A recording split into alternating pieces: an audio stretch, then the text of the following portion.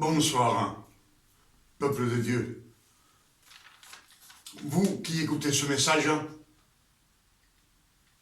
je vous souhaite la bienvenue dans l'église des révélations. C'est pour cela que je vous salue au nom de notre Père éternel. Et je vous salue au nom de notre Sauveur et Seigneur Emmanuel, l'élu, le Fils de Marie. Dans cette année 2025, le Père éternel, il a ouvert les portes du ciel pour ses fils, afin de nous donner les révélations du véritable évangile et les erreurs qu'on a entendu prêcher tout au long de notre vie. C'est pour cela que ce soir,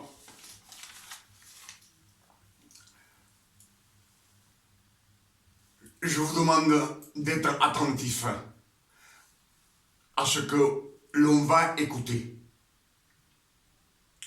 Comme je vous ai dit que dans cette année 2025, le Père éternel nous a ouvert les portes du ciel afin que nous reçussions le véritable évangile, la vérité.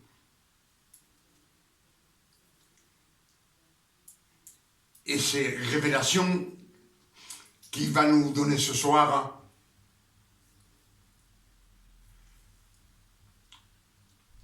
c'est les nouvelles révélations que le Père éternel donne à ses fils dans cette année 2025. C'est pour cela que à chaque fois je vous dis que je suis heureux, parce que je vois que vous venez prendre connaissance du véritable évangile. Les nouvelles révélations que le Père éternel nous donne chaque jour dans cette année 2025, le Père éternel ouvre les portes du ciel pour nous donner la connaissance du vrai évangile et que nous reçussions ces bénédictions. Pour cela, je vous demande de vous installer bien installés et d'ouvrir vos cœurs afin de recevoir la parole du Père éternel à 100% dans vos cœurs et que vous les mémorisez afin que vous aussi vous les prêchiez au monde entier, parce que le monde entier a besoin de savoir la vérité. Vous savez, dans tout ce qu'on a écouté en 2000 ans, on n'a pas eu de révélation. La révélation, c'est pour nous qui sommes arrivés à la fin des temps. C'est ce que nous disent les vérités cachées de tous les temps, de tout âge, révélées à ses fils, maintenant à ses saints. Amen. Alors je vous invite à ouvrir vos cœurs et joignez-vous à moi pour rentrer dans la sanctification du Père éternel. Parce que si vous êtes ici ce soir, ce n'est pas une coïncidence. C'est parce que le Père éternel veut que vous écoutiez ce message et que vous le graviez, que vous le mémorisez et que vous le prêchiez aussi au monde entier. Amen. Si je vous dis tout cela, c'est parce que dans les vérités de l'évangile, on nous dit que le Fils de Marie, il ne s'appelle pas Jésus. Ça nous est révélé dans Matthieu 7, verset 14, qui nous dit: Dieu lui-même nous enverra un signe. Un signe, c'est pour le futur. Il nous enverra, c'est pour le futur. Et on sait que le Père éternel a fait prophétiser Ésaïe le prophète. C'est lui qui a donné le nom au Fils de Marie. Et il nous dit bien que la Vierge aura un fils et elle lui donnera le nom de Emmanuel, Dieu parmi nous. On sait que Ésaïe, c'est 600 années avant que le Christ naisse. Donc c'est le vrai nom. Au temps où Christ était sur la terre, on ne l'appelait pas Jésus, on l'appelait Emmanuel. Et le peuple, quand il disait « c'est pas lui le fils de José et de Marie », il devait dire Emmanuel, pas Jésus, puisque c'est le Père éternel qui lui a donné ce nom. C'est lui-même qui lui a donné ce nom. Amen. Et non Jésus. Dans les Écritures, il nous est dit, 1 Corinthiens 10, verset 11, nous dit ces choses. Ces choses sont arrivées pour nous. Ces choses sont arrivées pour nous servir d'exemple. Elles ont été écrites pour notre instruction, à nous, qui sommes arrivés à la fin des siècles. Amen. Donc, c'est toutes ces choses qui sont arrivées depuis 6000 ans jusqu'à maintenant. On sait qu'on est à la fin du temps. Les 6000 ans du jardin d'Éden sont écoulés jusqu'à maintenant. On est dans le 7e millénaire. Et le Père éternel est prêt de venir chercher ses fils, chercher son Église. Amen. Et là, il nous dit que tout a été... 1 Corinthiens, je répète, 1 Corinthiens 10, verset 11 nous dit « Ces choses sont arrivées pour nous servir d'exemple, et elles ont été écrites pour notre instruction, à nous qui sommes parvenus à la fin des siècles. » Amen. Donc tout cela a été écrit pour nous, pour la fin des temps. C'est ce que nous disent les Écritures. Jean 6, verset 65 nous disait, il nous dit, c'est le Christ qui parle, personne ne peut venir à moi, c'est le Christ qui dit cela, personne ne peut venir à moi si ce n'est le Père qui l'envoie à moi. Et en disant ces vérités, beaucoup de disciples le quittèrent, ils s'en allèrent, ils partirent de Christ. Ils l'ont abandonné et jamais ils ne sont revenus au Christ. Pourquoi ils ne sont pas revenus au Christ? Parce que le Père éternel nous dit, Christ lui-même nous dit, vous ne pouvez pas venir à moi si c'est le Père qui vous envoie à moi. C'est le Père éternel qui choisit. Comment le Père éternel peut nous envoyer au Christ? C'est avec la parole. Avec la parole. La parole, c'est Dieu lui-même.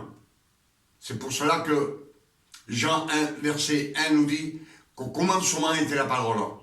Et la parole était avec Dieu. Et la parole était Dieu. Et tout a été créé par la parole. Amen. Tout. Et Jean 1, verset 14 nous dit aussi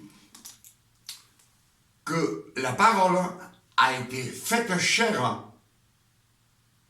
Elle a été faite chair cela veut nous dire que Dieu a pris la parole et il l'a transformée en chair dans le sein de Marie. Amen. C'est pour cela que Matthieu 1, verset 23 nous dit, l'ange Gabriel vient voir Marie, il descend voir Marie et lui dit, tu auras un fils par l'Esprit Saint et on l'appellera Emmanuel, Dieu parmi nous. Amen. Et comme je vous l'ai dit, Ésaïe 7, verset 14 nous le confirme, que c'est le Père éternel qui lui a donné ce nom de Emmanuel, Dieu parmi nous, et non Jésus. Amen. On nous a toujours dit que c'est Jésus qui va chercher les brebis perdues. En réalité, ce n'est pas écrit, c'est une erreur. Quand le Christ était sur la terre, lui, il va chercher les brebis perdues. Mais quand le Christ était sur la terre, il envoie aussi les 12 disciples, il les envoie chercher les brebis perdues. Amen. Mais à sa résurrection, le Christ est auprès du Père. Amen. C'est pour cela que Matthieu 22, verset 44 nous dit, le Seigneur a dit à mon Seigneur, assieds-toi à ma droite, jusqu'à ce que je mette tous tes ennemis sous tes pieds. Donc, c'est le Père éternel qui va chercher les brebis perdues et qui les met sous les pieds du Christ. Amen.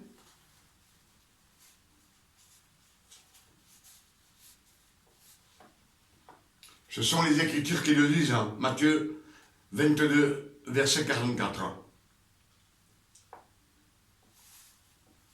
Luc 15, verset 4 nous dit aussi la parabole de la brebis perdue. Il nous dit que le bon berger va chercher la brebis perdue. Et quand il la trouve, il la ramène avec joie, il la met sur ses épaules et il la ramène à la maison, à la vie éternelle. Dieu, avec la parole, nous, même aujourd'hui, on prêche. Et il y a des brebis perdus qui entendent la parole. Amen. Cette parole, elle ne sauve pas. Elle ne va pas nous sauver. Il faut que Dieu, le Père éternel, vous choisisse, qu'il vous choisisse. S'il vous choisit, il vous ramène à Christ. Et Christ nous donne la vie éternelle par son sang. Amen. C'est ce que nous disent les Écritures. Après la résurrection du Christ, il est assis à la droite du Père, et c'est le Père éternel qui s'en occupe d'aller chercher à droite et à gauche les brebis perdues. Tous les brebis perdus, il les ramène au pied du Christ. C'est ce que nous disent les Écritures. Matthieu 22, verset 44. Luc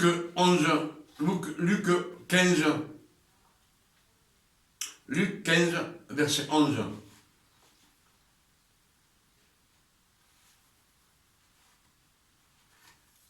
L'histoire nous dit qu'un homme avait 2 fils. Et le plus jeune demanda l'héritage à son père. Et il partit dans un pays éloigné. Éloigné de Dieu, de son père. Éloigné. Et là, il vivait dans les ténèbres. Il vivait dans le péché, dans la transgression, dans l'ivresse, dans l'adultère, dans le mensonge.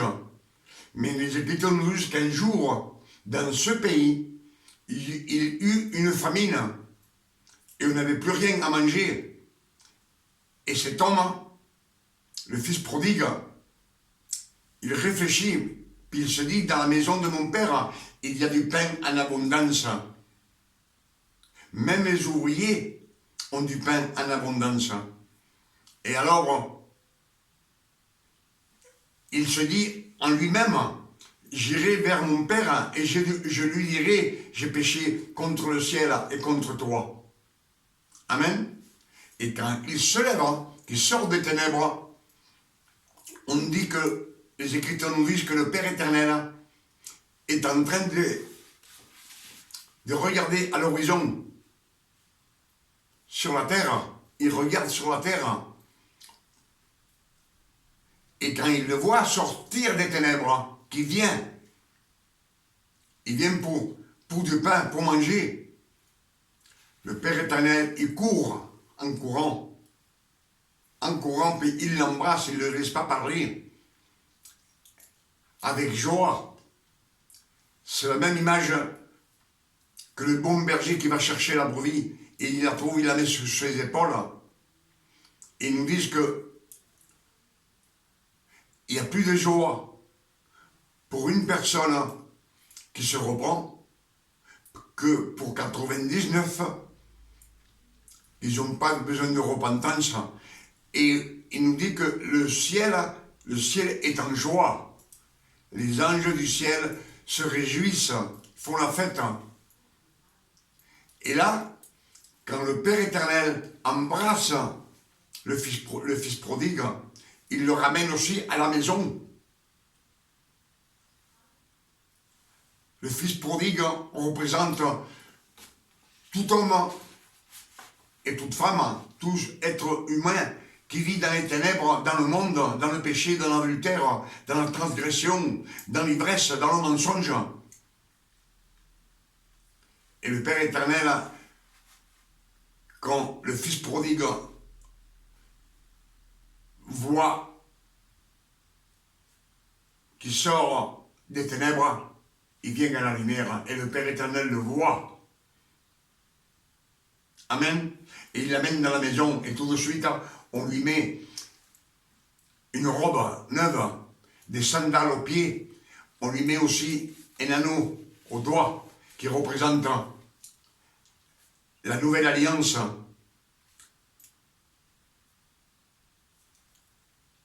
La Sainte Seine, le nouveau pacte que le Christ donna à ses apôtres le soir de la Pâque. Amen.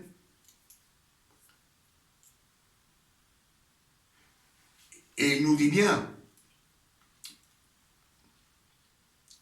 qu'il dit à ses ouvriers, parce que le Père il les mène dans la maison, et dans la maison il y a beaucoup d'ouvriers.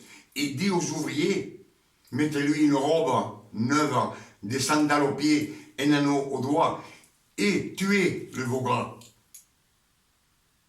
Et faites la fête, réjouissez-vous. Ils font la fête comme les anges dans le ciel. C'est la même image, c'est la même parabole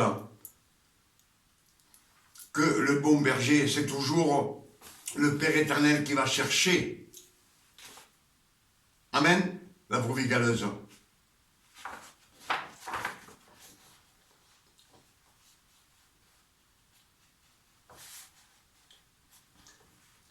Matthieu 20, verset 28 dit: ainsi est venu le Fils de l'homme, non pour être servi, mais pour nous servir. C'est lui qui nous sert à nous. Et donner sa vie comme une paye, comme une rançon pour plusieurs. Pourquoi pour plusieurs? C'est pas pour tout le monde. Pour plusieurs.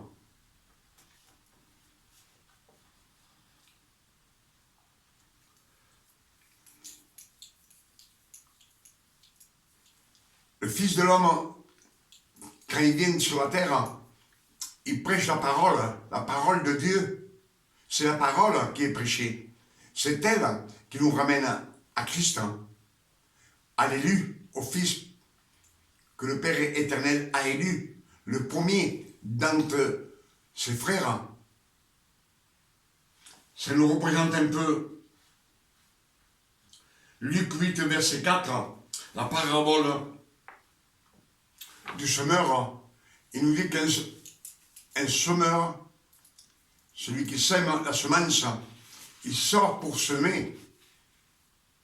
Et quand il lance la semence, il nous dit qu'une part de la semence tombe sur le chemin, une autre part tombe sur les pierres, une autre part de la semence tombe dans les épines, et une autre part tombe dans la bonne terre, celle qui fait cloître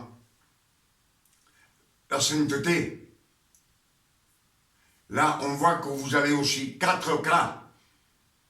4, c'est le numéro 4 pour le monde entier. Pour cela, la semence que nous, on prêche, c'est pour le monde entier, afin qu'ils s'approchent et prennent connaissance de la parole de Dieu, la parole de Dieu.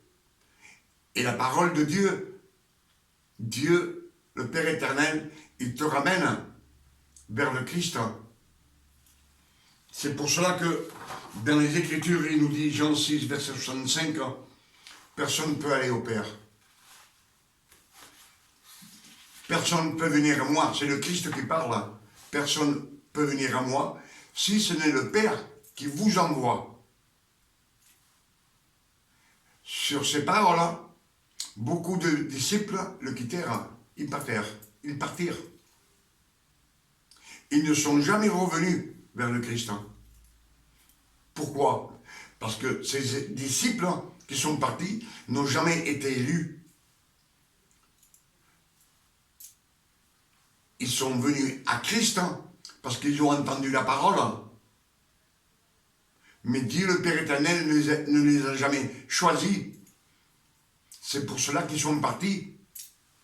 Comme beaucoup de prédicateurs qui veulent être prédicateurs de l'évangile, mais ils n'ont pas été choisis. Donc, on voit bien qu'ils n'ont pas de révélation. Et beaucoup de doctrines humaines, doctrines d'hommes, n'ont pas de révélation. Tant les catholiques, qui n'ont pas de révélation, aucune révélation, depuis 2000 ans. Les témoins de Jéhovah, ils n'ont pas de révélation. Les bouddhistes, ils n'ont pas de révélation. Et beaucoup d'autres religions d'hommes, des doctrines d'hommes, on ne peut pas avoir. Parce que les doctrines d'hommes, elles sont inventées par l'homme même. Même tout cela qu'on a écouté et prêché, il nous dit, ce sont des erreurs. Vous savez, quand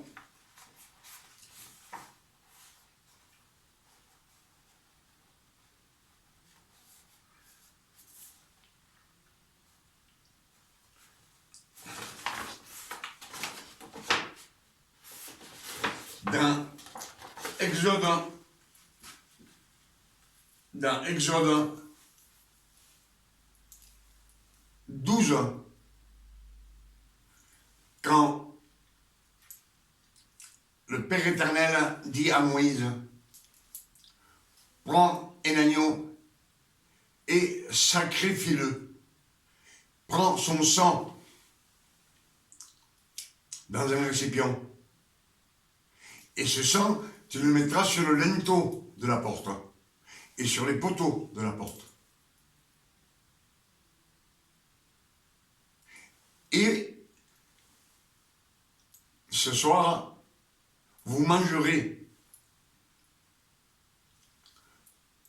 l'agneau rôti avec des herbes amères et du pain sans levain. Sans le levain. Et il nous dit bien, et quand je passerai, c'est le Dieu, le Père éternel qui passe. Je verrai le signe. Et je passerai par-dessus la maison. Et vous ne serez pas atteints par ce fléau. Dieu, le Père éternel, avait dit à Moïse que tous les premiers-nés de femmes périraient, même tous les premiers-nés d'animaux périraient aussi. Donc ce qui nous sauve, c'est le sang du Christ. Quand le Père éternel voit le sang qui représente la Sainte Seine, ça représente. Et nous, on nous a souvent prêché que c'est l'ange de la mort qui passe. C'est pas écrit, ce n'est pas l'ange de la mort, c'est pas vrai. C'est Dieu lui-même qui nous dit, quand je verrai le signe, le sang, ce sera un signe, et je passerai par-dessus votre maison. Et vous ne serez pas atteint par ce fléau. C'est encore le Père éternel lui-même. Amen.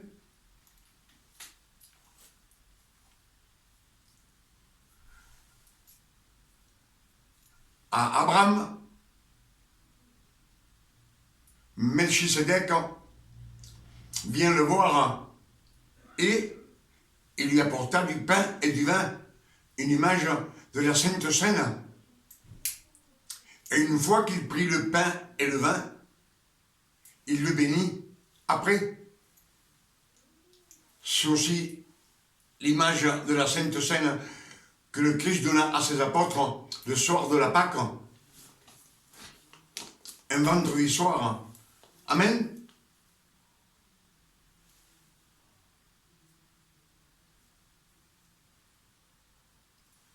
C'est ce que je voulais vous dire.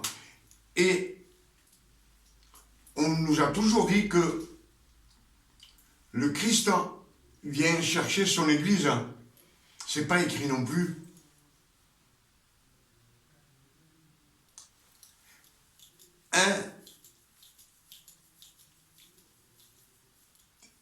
Thessaloniciens, je le répète, 1 Thessaloniciens 4, verset 16, nous dit, Dieu lui-même,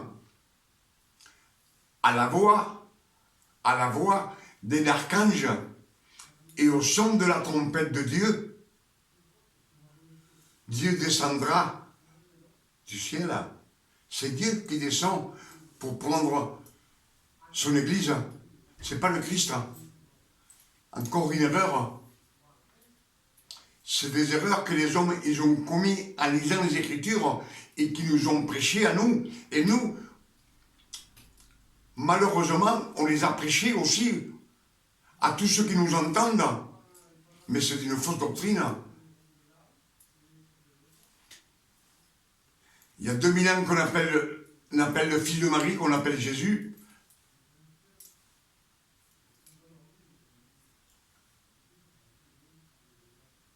Le fils de Marie ne s'appelle pas Jésus, c'est Emmanuel. C'est le Père éternel qui nous le dit lui-même. Ésaïe 7, verset 14. Vérifiez et vous le verrez.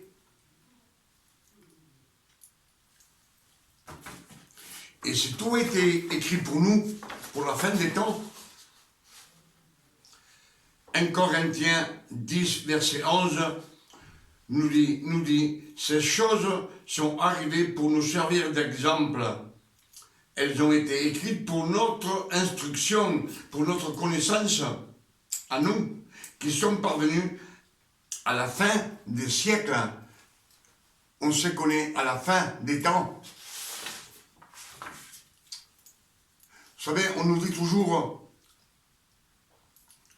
qu'à cause d'un homme, le péché est rentré dans le monde à cause d'Adam et Ève, l'homme et la femme. Mais dans les Écritures, ils nous disent que dans la première création, c'est Lucifer qui a péché. Il y a 1 million d'années ou 2 millions d'années. Si Adam et Ève ont été mis dans le jardin d'Éden, c'est un propos du Père éternel pour pouvoir sauver toute la création.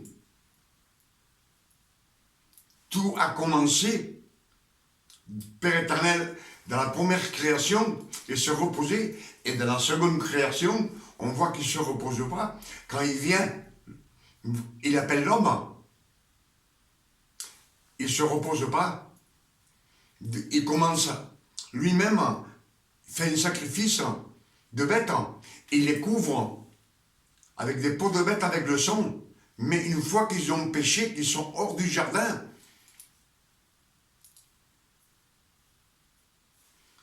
amen.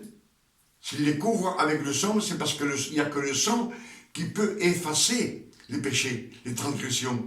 Et toutes les malédictions que le Père éternel a jetées, c'est lui, le Père éternel, qui a maudit la femme. Tu enfanteras dans la douleur. C'est le Père éternel qui a maudit Lucifer, le serpent. Mais le serpent, ça fait 1 million d'années ou 2 millions d'années qu'il avait déjà péché. C'était l'orgueil. Il voulait être comme Dieu, comme le Père éternel. Il a maudit aussi l'homme. Tu es poussière et tu retourneras à la poussière. Il a maudit la terre. Elle ne te produira plus des épines et des chardons. Et tu travailleras à la sueur de ton front. Tout cela, c'est un propos. Parce que de cette femme Ève doit naître le Christ. Dieu a prophétisé quand il dit au serpent, la femme t'écrasera la tête, sa descendance t'écrasera la tête, et toi tu la blesseras au talon. Dieu vient de prophétiser que 4000 ans plus tard doit naître le Christ. L'élu, il a déjà été choisi. C'est pour cela qu'on nous dit aussi qu'il a été choisi le premier d'entre ses frères. Et quand les temps furent accomplis,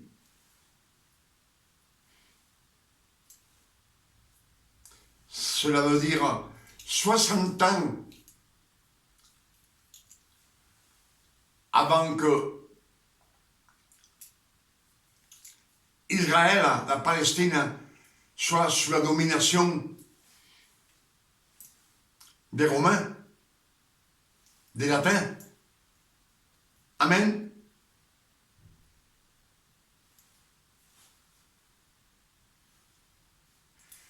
On voit bien que dans les Écritures, ce que nous venons de lire, c'est que ce que nous a prêché, il y a eu beaucoup d'erreurs par l'homme. L'homme, on entend prêcher quelque chose qui est faux, et on le prêche aussi. On mémorise, et on le prêche, et on donne une fausse doctrine. Vous allez me dire, appeler Jésus l'élu, ou l'appeler Emmanuel, c'est bien pareil. Et non, c'est pas du tout pareil. On ne peut pas dire à un monsieur qui s'appelle lui, monsieur Jean, il ne va jamais vous répondre. Si vous criez à un monsieur qui s'appelle lui dans la rue, il ne vous écoutera jamais. Si vous prenez son nom, il va vous écouter. Et celui qui va chercher les brebis perdues, c'est le Père éternel. C'est ce que nous disent les Saintes Écritures. Matthieu 22, verset 44 nous dit, le Seigneur dit à mon Seigneur, assis-toi à ma droite, jusqu'à ce que j'ai mis tous tes ennemis sous tes pieds. Qui sont tes ennemis du Christ? C'est tout celui qui ne croit pas au Christ. C'est des antichrists.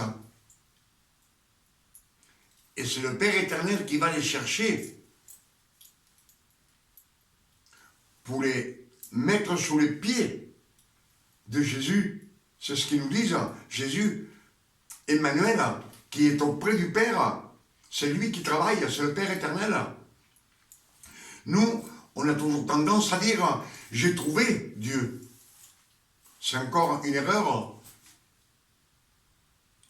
Dieu n'a jamais été perdu.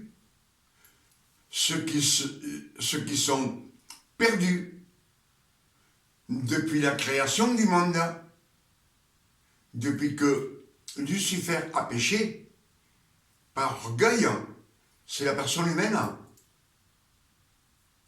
C'est nous qui étions perdus et destinés à la mort, destinés au feu de l'enfer. Dieu n'a jamais été perdu.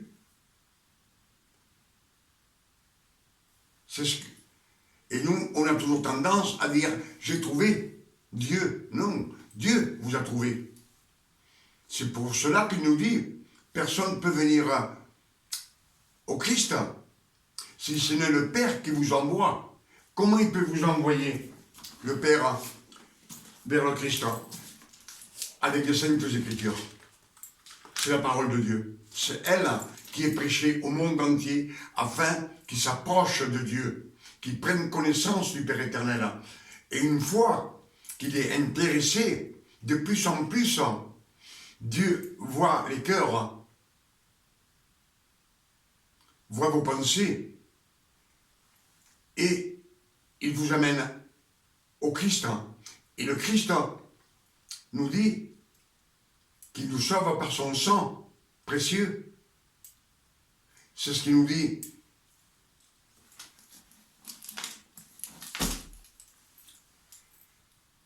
C'est ce qu'il nous dit. Jean 6, verset 31. Christ, Emmanuel le Christ dit, « Je suis le pain qui est descendu du ciel. » Je suis le pain qui est descendu du ciel. On sait que le pain qui est descendu du ciel, c'est la parole de Dieu. Et il nous dit, tout celui qui mange de ce pain, il n'aura jamais faim et il n'aura jamais soif. Amen. Et Jean 6, verset 53, nous dit que tout celui qui mange la chair du Fils de l'homme et qu'il boit son sang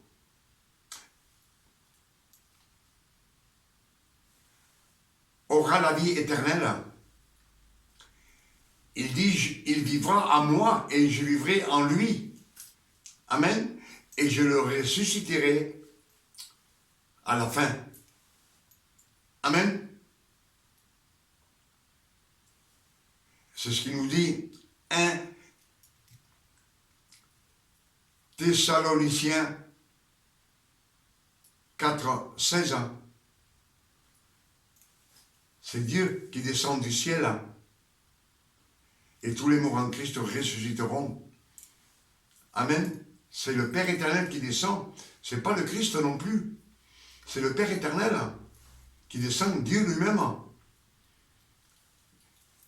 Nous dit Dieu lui-même, à la voix de l'archange, à la voix d'un archange, et au son de la trompette de Dieu, Dieu descendra du ciel. Et tous les morts en Christ ressusciteront. Amen. C'est ce que nous disent Jean 6. Enfin, ce verset, c'est 1 Thessaloniciens 4, verset 16. Mais Jean 6, verset 53 nous dit « Tout celui qui mange le corps, la chair du Christ, du Fils de l'homme, et tout celui qui boit son sang, le sang. » Amen. Mais il nous dit aussi, tout celui qui ne mange pas la chair du Fils de l'homme et qui ne boit pas son sang, n'a pas la vie en lui.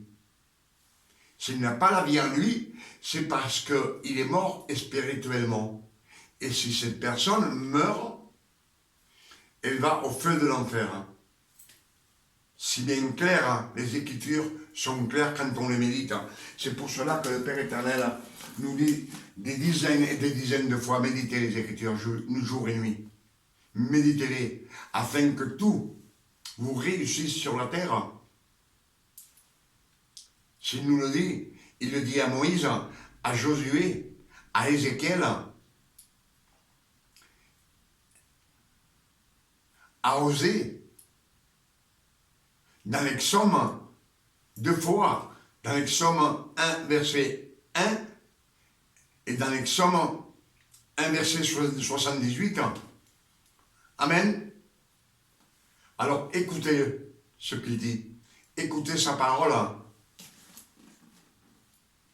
et peut-être qu'il viendra vous chercher et vous amènera au Christ.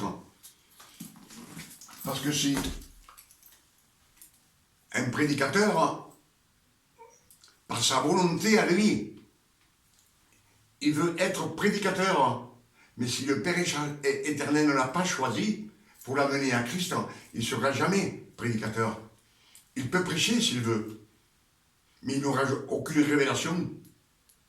Comme je vous expliquais, beaucoup de doctrines d'hommes, ils ne connaissent même pas ce que c'est que le Saint-Esprit.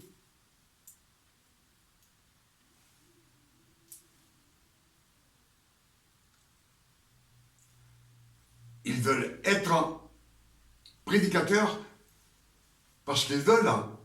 Ils veulent peut-être se faire voir de l'intel ou être connus d'intel. Ils sont mieux connus par les gens, mais ça ne leur sert à rien. Amen. Avec ces révélations que le Père éternel nous a données ce soir, dans cette année 2025, il vient de nous ouvrir les portes du ciel, afin que nous reçussions son enseignance et toutes ces bénédictions, afin que nous les prêchions au monde entier. La parole, c'est pour le monde entier. Et le Christ, il est venu pour plusieurs, pas pour tout le monde. Amen. C'est ce que nous dit l'Écriture. Matthieu 20, verset 28, il nous dit que le Fils de l'homme est venu, non pour être servi, mais pour nous servir et donner sa vie comme une rançon pour beaucoup, pas pour tout le monde. Mais la parole, Dieu, la parole, c'est ce qu'on prêche, c'est pour le monde entier. C'est pour les incrédules, pour les hommes de mauvaise vie, pour les menteurs, pour les transgresseurs, pour les adultères. Amen. C'est pour cela que je dis ce soir, merci Père éternel. Que le nom du Père éternel soit béni, glorifié et sanctifié sur la terre comme au ciel. C'est ce que je demande toujours au Père éternel. Et je lui demande aussi qu'il vienne bientôt, il vient bientôt chercher son église. Alors, mémorisez ces quelques versets qu'on vient d'écouter, afin qu'il vous ramène sur le droit chemin, la vérité, le véritable évangile, cet évangile qu'on prêche dans l'église des révélations. Amen. Et je demande au Père éternel, au nom de notre Sauveur Emmanuel le Christ, qui nous donne une nuit de repos, de tranquillité, de paix, de santé, de bien-être, comme le Père éternel donne à ses élus. À tous celui que le Père éternel, il nous a rachetés par le sang de Jésus. Et il nous a adoptés comme fils. Alors, nous ne sommes plus disciples et nous ne sommes plus ouvriers, nous sommes fils. C'est ce que nous dit Galates 4, verset 4. Dieu le Père éternel envoya le Christ, né d'une femme née sous la loi, afin qu'il accomplisse toute la loi de Moïse et qu'il rachète tous ceux qui sont sous la loi. Il nous a rachetés avec son précieux sang. Et il nous dit, afin que nous reçussions l'adoption de fils. Amen. Et Galates 5, verset 1, nous dit aussi, le Christ nous a donné la liberté. Il nous a affranchis de la loi. Alors, il nous a affranchis, c'est-à-dire qu'il nous a rachetés avec son sang précieux, avec ses douleurs, ses souffrances, pour vous et pour moi aussi, bien sûr, pour toute l'humanité, pour nous racheter. Il nous dit, ne vous laissez plus mettre sous le joug de la servitude. La servitude, c'est d'être un serviteur, un disciple, un ouvrier. Les fils ne sont plus ni serviteurs, ni disciples, ni ouvriers, nous sommes fils de Dieu. On aide au Père éternel, on participe avec lui. Nous, on sème la semence dans le monde, afin que tout le monde reçoive la parole et qu'il s'intéresse au Père éternel de plus en plus, afin que le Père éternel il fasse une élection, il le choisit et il l'amène à Christ. Amen. Mais il faut qu'il vous choisisse. S'il ne vous choisit pas, on peut faire ce qu'on veut. Ce sont les Écritures. C'est pas moi qui vous le dis. La élection a commencé depuis avant la fondation du monde, avant la poussière de la terre. Il dit qu'il a fait une sélection, il a choisi. On sait bien que tous les hommes que le Père éternel a choisis, il les a choisis, et toutes les femmes, avant la fondation du monde, les 12 tribus d'Israël, afin, il nous dit bien, j'ai choisi Jacob, avant qu'il naisse, avant qu'il ne connaisse le bien et le mal, afin que la sélection se continue jusqu'à la fin des temps. Amen. Avec ces quelques paroles, à demain, si Dieu nous le permet. Parce que comme on est en 2025, le Christ, Dieu, le Père éternel, peut venir chercher l'Église dans cet instant même, dans 1 heure, dans une demi-heure, dans 5 ans, dans 10 ans. Mais souvenez-vous une chose, que nous sommes en 2025, nous sommes dans le 7e millénaire. Si le Christ se présentait sur la terre, il avait 30 ans. Il peut se représenter en 2030. Ça, c'est moi qui vous le dis. Hein. Mais on peut se faire beaucoup d'idées sur les Saintes Écritures.